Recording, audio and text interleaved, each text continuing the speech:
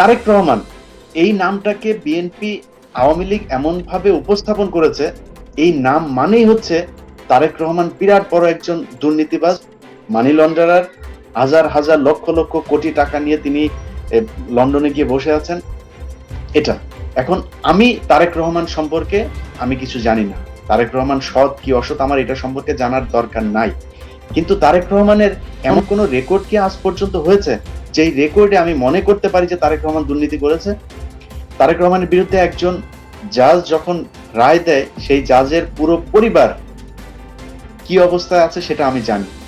আপনি জানেন যে মোতাহার সাহেবের কথা বলছি, সেই মোতাহার সাহেবের স্ত্রী মারা যাচ্ছে, তিনার অবস্থা খুব খারাপ, তিনি প্যারালাইজড, হার্টের সমস্যায়, ব্রেনের সমস্যায়, নানা সমস্যায় ভুগছেন, ডায়াবেটিস।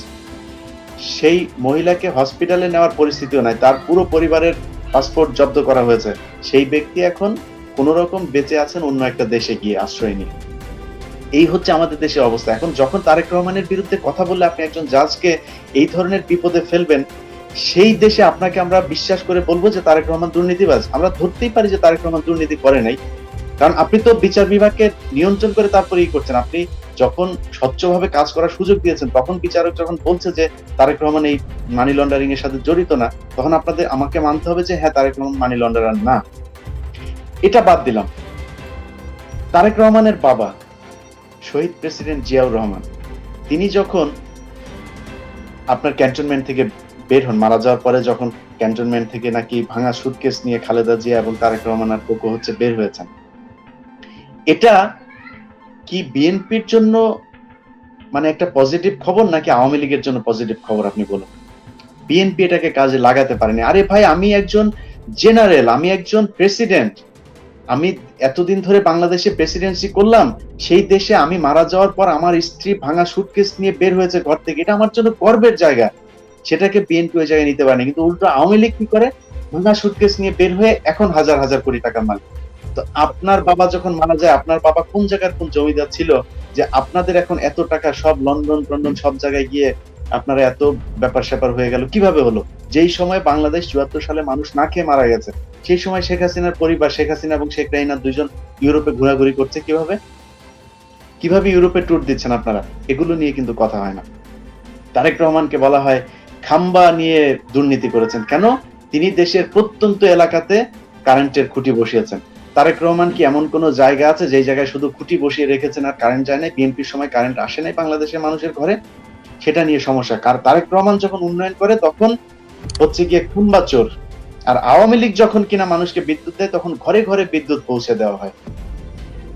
সিএনজি ২০০৩ সালে এই তারেক রহমান এর সময় হচ্ছে কি আপনার সিএনজি আসে, যেটা ঢাকা শহর টু স্ট্রোক যে থ্রি হুইলার ছিল সেগুলোকে বাদ দিয়ে আপনার ফোর স্ট্রোক থ্রি হুইলার নিয়ে আসা হয়, যেটা আজকে বাংলাদেশের মানুষ দেখছে যে যে গ্রিন ক্যাব গুলো, ছোট ছোট যে সিএনজি গুলো, এই সিএনজি গুলো তারেক রহমান সাহেবরা নিয়ে আসলেন ৩ লাখ টাকা করে। আমার স্পষ্ট মনে আছে ৩,১০,০০০ টাকা করে নিয়ে আসেন।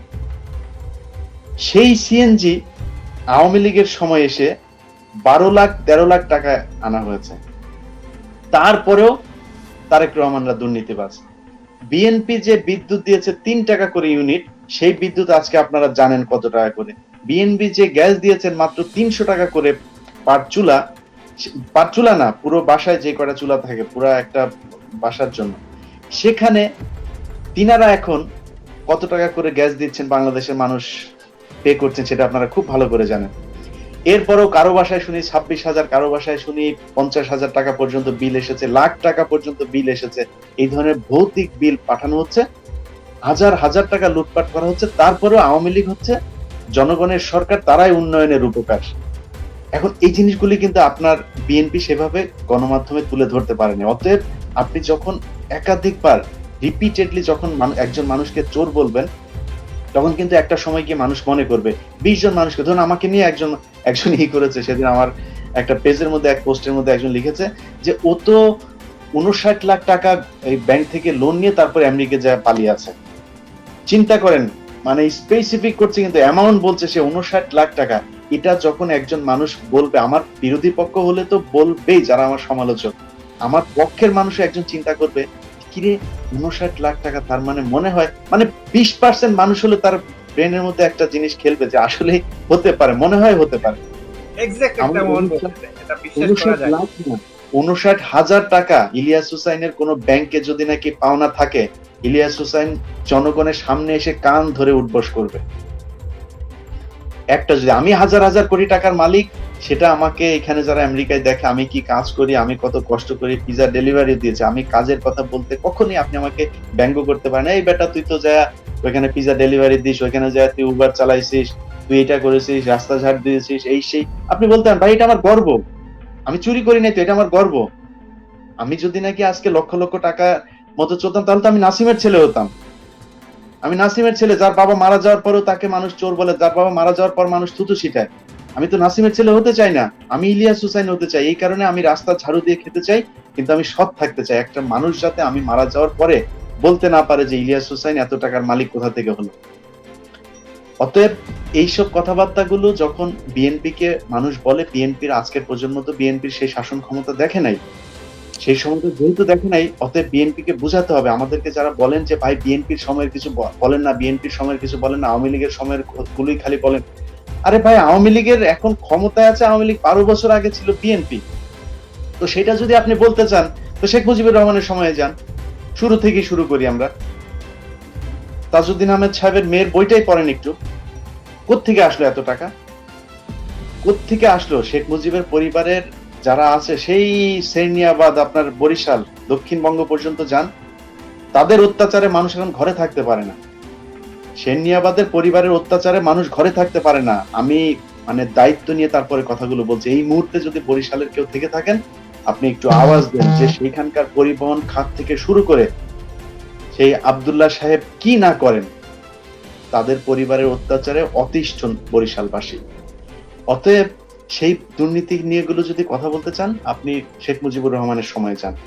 আপনারা তো মানে একটা ফর্মুলা তৈরি হয়েছে বাংলাদেশে এখন, সাংবাদিক বলেন বা সমালোচক যারাই আছে, তারা সবকিছু সুন্দর করে বলে ওই হচ্ছে কি আপনার দুর্নীতি করেছে, ওই দুর্নীতি করেছে, কিন্তু হাসিনা ভালো।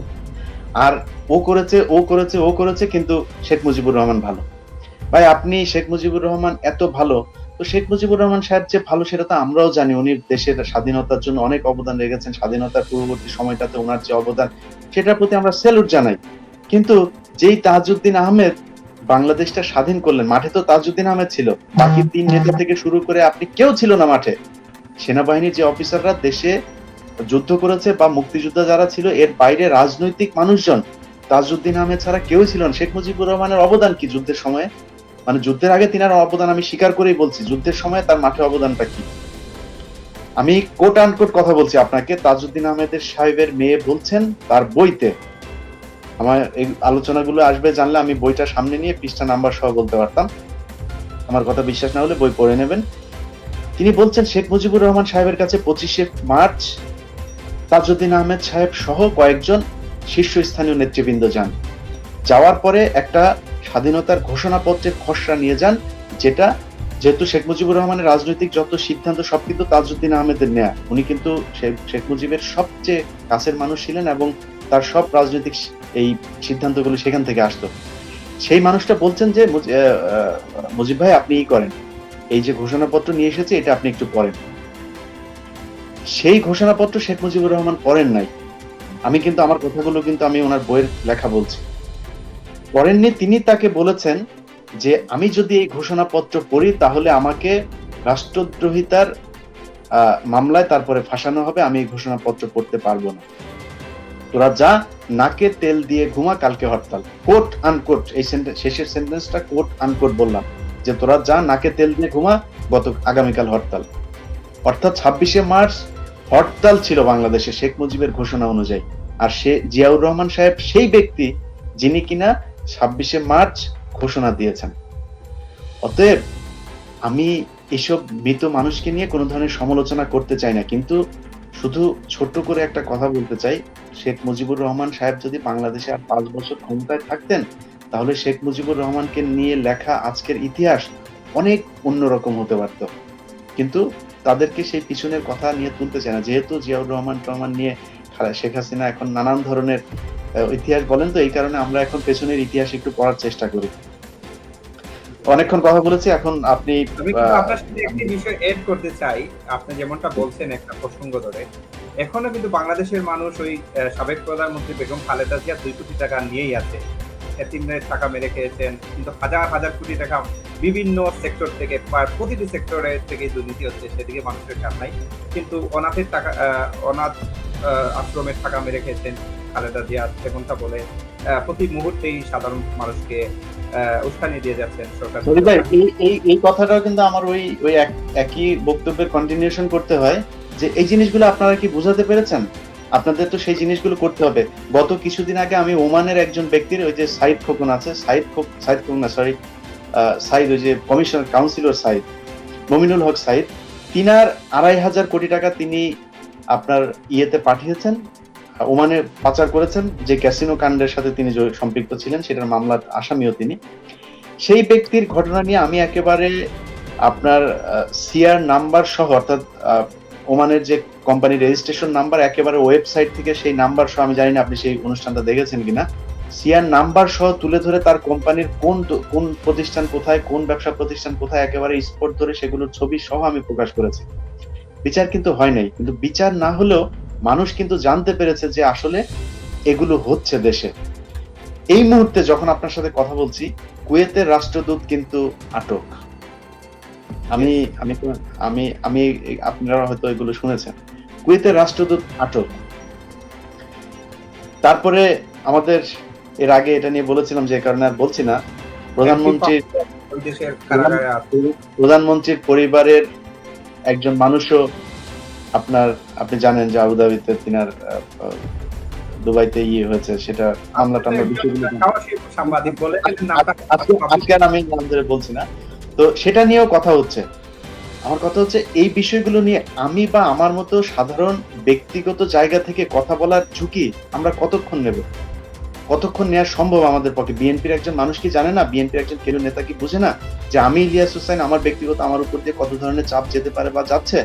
কিন্তু আমরা কতক্ষণ ঝুঁকি নিব আপনি বলেন? এটা বিএনপির দলীয় ভাবে তারা যেভাবে দল চালায়, ঠিক একইভাবে তাদের গণমাধ্যম এই ধরনের একটা ভূমিকা রাখা দরকার ছিল, যেটাতে যে খালেদা জিয়ার কথা বললেন না, খালেদা জিয়াকে জানে হচ্ছে গিয়ে তিনি এতিমের টাকা আত্মসাৎ করেছেন। কিভাবে করলেন? টাকা দেবে আরেক দেশ, টাকা এসেছে আরেকজনের অ্যাকাউন্টে, সেই অ্যাকাউন্ট থেকে গিয়েছে আরেকজনের অ্যাকাউন্টে। খালেদা জিয়া সেটার সাথেই নাই। খালেদা জিয়া কি? খালেদা জিয়া হচ্ছে দেশের প্রধানমন্ত্রী ছিলেন সেই সময়ে, তার প্রশাসনিক গাফিলতির কারণে, আমি সেই রায়টা পড়েছি, তিনার প্রশাসনিক গাফিলতির কারণে খালেদা জিয়া আজকে কনভিক্টেড। যদি সেটা একটা কনভিকশনের কারণ হয়ে থাকে, তাহলে শাহেদের দায় কেন শেখ হাসিনার উপরে যাচ্ছে না? সাবরিনার দায় কেন শেখ হাসিনার উপরে যাচ্ছে না? সম্রাটের দায় কেন যাচ্ছে না? এই দায়গুলো কেন শেখ হাসিনার উপর যাচ্ছে না? কিন্তু যে দেশে খালেদা জিয়া প্রধানমন্ত্রী ছিলেন, সেখানে যত অনিয়ম আছে সব অনিয়ম কিন্তু খালেদা জিয়ার উপরে যাবে।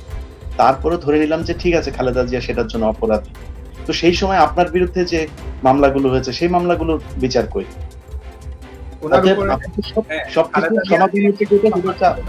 আপনাদের গণমাধ্যমকে একটা জায়গায় নিয়ে আসতে হবে, আপনাদের যে মুখপাত্র যে মিডিয়াগুলো কাজ করে সেগুলোকে ঝুঁকি নিতে হবে, সেগুলোকে সেখানে অর্থ ব্যয় করতে হবে, সেই জায়গাগুলোতে যে অনুসন্ধান আছে সেই অনুসন্ধানগুলো ভালোভাবে চালাতে হবে। এটা যদি চালানো যায় তাহলে জনগণকে আরো অনেক বেশি কিছু জানানো যাবে। আমি কেন জানি না, আমার মনে হয় তারেক রহমানের ভেরিফাইড একটা ফেসবুক অ্যাকাউন্ট থাকা উচিত। এটা আমার ওনার প্রতি পরামর্শ থাকবে। আমার বিশ্বাস উনি আজকের বক্তব্যগুলো শুনবেন। যদি শুনে থাকেন তাহলে, বা ওনার আশেপাশে যারা আছেন তাদেরকে বলবো যে প্লিজ ওনাকে একটা ভেরিফাইড ফেসবুক আইডি করে দেন, যেটাতে মানুষ জানতে পারে যে yes, this is Tarique Rahman's ID. এটা জানা খুব জরুরি। এই ছাড়া বিএনপির পক্ষ থেকে একটা শক্তিশালী, আমি বিএনপির, যদি কেউ মনে করেন আমি দালালি করছি, আমার কোনো সমস্যা নেই। বিএনপি না, যদি বলেন জামাতের দালালি করতে বা তার চেয়ে মানে বেশি ব্যাড ইমেজের কোনো দলের দালালি করতে আমার কোনো সমস্যা নেই। কিন্তু আমি আওয়ামী লীগ যে ভারতের সাথে আছে, সেই ভারত থেকে সরে আসার আগ পর্যন্ত আমাকে যদি কেউ পিস্তল ঠেকিয়ে বলে যে আওয়ামী লীগ করতে হবে, সেদিন পর্যন্ত আমি আওয়ামী লীগের পক্ষে কথা বলতে পারবো। আমি দুর্নীতির বিরুদ্ধে কথা বলি না, দুর্নীতি সমস্যা না, আমি নিজে বলছি আমি নিজেও একজন দুর্নীতিবাজ। আমাকে যদি আপনি বলেন যে একটা মন্ত্রণালয়ের দায়িত্ব দিয়ে সেখানে 2 কোটি টাকার কাজ হবে, আমি চিন্তা করবো এখানে 20 লাখ টাকা আমার পকেটে নিতে হবে। আমি যেভাবে কথা বলি এই স্পষ্ট ভাষায় অন্য কেউ কথা বলবে না, কিন্তু আমি কথাগুলো বললাম। বাংলাদেশে যত মানুষ আজকে দুর্নীতির বিরুদ্ধে কথা বলে যত সাংবাদিক, একটা সাংবাদিক নিয়ে আসেন আমার কাছে, একজন সাংবাদিক নিয়ে আসেন ঘুষ খায়নি, নিয়ে আসেন আমার কাছে, বলবে যে ওই ঘুষ খায়নি। কিন্তু কষ্ট লাগে হচ্ছে আমাদের বিরুদ্ধে কথা বলে কারা জানেন? অখিল পোদ্দার, আমাদের বিরুদ্ধে কথা বলে অঞ্জন দত্ত, অঞ্জন রায়, যাদের বউয়ের পেটিকোট থেকে শুরু করে মাথার ঘুমটা সবকিছু ঘুষের টাকায় তৈরি করা। তো এইসব হাদিস আমাদের সামনে শোনাইতে আসেন না, আমরা একদম ছুলে দিব, কারণ আমাদের পিছনের এই মাটিটা অনেক শক্ত। এখানে 1 টাকার দুর্নীতির কোনো টাকা আমার পিছনে আমাকে করতে পারে না। তো বিএনপি দুর্নীতি করে এ নিয়ে আমি কথা বলতে পারবো না। আপনি আমার কাছ থেকে যদি শোনাইতে চান আমি বলতে পারবো না, কারণ দুর্নীতি তো ভাই আওয়ামী লীগ করে, বিএনপি করে, সবাই করে। করেন না কে? আপনি যিনি বিএনপির বিরুদ্ধে দুর্নীতির কথা বলছেন, আপনি করতে পারবেন? আপনাকে যদি আজকে বলা হয় যে পুলিশের ওসি বানানো হলো, একটু কল্পনা করে দেখেন একদিনের জন্য আপনি পুলিশের ওসি, ওই থানায় কেমনে কি কোন দিক দিয়ে কোন ধান্দা করা যায়। আপনার নাই ক্ষমতা, তারপরেও আপনি যদি একটা হসপিটালে যান, হসপিটালে আপনার অসুস্থ একজন রোগী আছে, সেখানে তো মানে মানে আল্লাহর কথা চিন্তা করে হলেও তো আপনার সৎ থাকা উচিত। ওইখানে গিয়েও কিন্তু আপনি চিন্তা করেন যে আমার এখানে এই পরীক্ষাটা করাইতে হবে, এই আলট্রাসোনোগ্রাফিটা করাইতে হলে আমার সামনে লোক আছে 20 জন, এই 20 জনের আগে কেমনে যাওয়া যায়, কাকে 10 টাকা দিলে 20 জনের আগে যাওয়া যাবে ওই চিন্তা করে। আমরা জন্মগত ভাবে দুর্নীতিবাজ, আপনি দুর্নীতির বিরুদ্ধে কথা বলবেন কিভাবে? আমি চাই বাংলাদেশের মানুষ দুর্নীতি করুক, আমার কোনো সমস্যা নাই, কিন্তু রাজনৈতিক দলগুলোর মধ্যে এই আতঙ্কটা থাকতে হবে যে 5 বছর পরে আমাকে দুর্নীতির জবাব দিতে হবে, আরেকটা রাজনৈতিক দল আসবে, সেই দলটার কাছে আমাকে জবাবদিহি করতে হবে, ভয় থাকতে হবে যে তারা, আমি যদি আজকে তাকে পেটাই তাহলে তারা আমাকে পেটাবে, এই ভয়টা থাকতে হবে। সেই ভয়টাই ভারত নষ্ট করতে চেয়েছে একটা বিশেষ দলকে গদিতে দীর্ঘদিনের জন্য বসিয়ে তাদের যে স্বার্থ আছে সেই স্বার্থগুলোকে আমাদের দেশে সিদ্ধ করবার জন্য। এই জন্যই কথা বলে আমি সব সময় পরিষ্কার করি, আমি আমাকে যদি বলা হয় যে ধানের শীষে ভোট দেবেন না নৌকায় ভোট দেবেন বা না দাঁড়িপাল্লায় ভোট দেবেন, হ্যাঁ আমি ধানের শীষে ভোট দেবো। আমি আমার ব্যক্তি স্বাধীনতা, এটা আমি প্রকাশ্যে বলা আমার দরকার নেই আপনার কাছে, তারপরে আমি বলছি আমি ধানের শীষে ভোট দেবো। কিন্তু আমার জামাতের প্রতি দুর্বলতা থাকতে পারে, তাদের কিছু কাজ ভালো তো লাগতে পারে, আমার আওয়ামী লীগের বিশেষ কিছু মানুষের প্রতি দুর্বলতা থাকতে পারে, কিন্তু যেই দল বাংলাদেশের স্বাধীনতা নিয়ে একটা স্পর্শকাতর জায়গায় ঠেলে দিতে পারে সেই দলকে আমি সাপোর্ট করতে পারি না।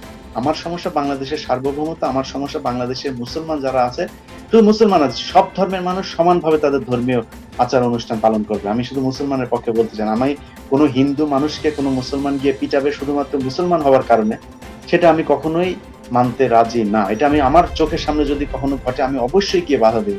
কিন্তু এখন 2001 সালের আপনি যে ঘটনা সেটাকে টেনে নিয়ে যদি বলেন অনেক হিন্দু নির্যাতন হয়েছে, সংখ্যালঘু নির্যাতন হয়েছে, আরে ভাই আপনাদের কারণে আমরা মুসলমানরা আজকে বাংলাদেশের সংখ্যালঘু। হিন্দু একজন ওসি যদি নাকি একটা থানার মধ্যে থাকে, সে ওই এলাকায় বিএনপি জামাত সাধারণ মানুষ কে আছে তার টাইম নেই, ওর কাজ হচ্ছে আওয়ামী লীগকে ক্ষমতায় রাখতে হবে। তো সেখানে হিন্দু যারা আছেন তারা রাজনীতি করার সময় যখন রাজনৈতিক সুবিধা নেবেন, যখন আপনারা রাজনীতিতে ভালো অবস্থানে থাকবেন, তখন বলবেন যে আমি অখণ্ড ভারত চাই। সেই মানুষগুলোর বক্তব্য আছে না, কারো বিচার হয়েছে?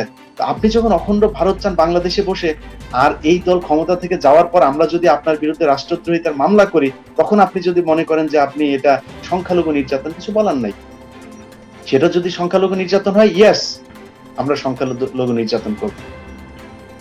আপনি যদি মনে করে থাকেন, কিছু করার নাই তো, কারণ আপনি রাজনৈতিক সুবিধা নেওয়ার সময় আপনি সুবিধা নেবেন, আবার যখন রাজনৈতিক অসুবিধায় থাকার সময় পিটুনি খাবেন তখন বলবেন আমাকে সংখ্যালঘু হিসেবে নির্যাতন করা হচ্ছে, আমি হিন্দু এই জন্য আমাকেই করা হচ্ছে। শয়তানি বন্ধ করেন, সব দলের কাছে সমানভাবে ভালো থাকার চেষ্টা করেন, তাহলে দেখবেন কোনো সমস্যা নেই। বিএনপিতে কি হিন্দু নাই? বিএনপি হিন্দু নাই? দেলোয়ার হোসেন সাঈদীর মতো একজন কট্টর ইসলামিস্ট একজন মানুষ, তার পক্ষে কেন সুখরঞ্জন বালি গিয়ে আপনার সাক্ষী দিতে যায়? জীবনের ঝুঁকি নিয়ে কেন সাক্ষী দিতে যায়? সেই ব্যক্তি স্পষ্ট ভাষায় বক্তব্য দিয়েছে, সেই বক্তব্য এখন ইউটিউবে আছে, আপনি জাস্ট সুখরঞ্জন বালি লিখে সার্চ দেন, আপনি সব পেয়ে যাবেন। সেখানে তিনি বলছেন যে আওয়ামী লীগের ঢাকা থেকে মানুষ গিয়ে তার শরীরের মধ্যে চিমটি কেটে তারপরে তাকে বলা হচ্ছে যে এটা বল, সে বলেছে যে না আমি এটা বলতে পারবো না। সেও কিন্তু একজন হিন্দু, সেও একজন হিন্দু। আবার আপনারা যারা হিন্দুদের প্রশাসনের থেকে হিন্দুদেরকে মুসলমান বিরোধী কাজে লাগানোর জন্য তারপরে উস্কানি দিচ্ছেন, আপনিও একজন হিন্দু। অতএব সব হিন্দু যেমন এক না, কিন্তু আপনারা হিন্দুরা কিছু হিন্দু যে ক্ষমতার পালা বদলে মার খাবেন সেটাও আবার সত্য। তো সেই সময় সংখ্যালঘু বলে চেঁচায়েন না, এটা হচ্ছে আপনাদের কাছে আমাদের আবদার।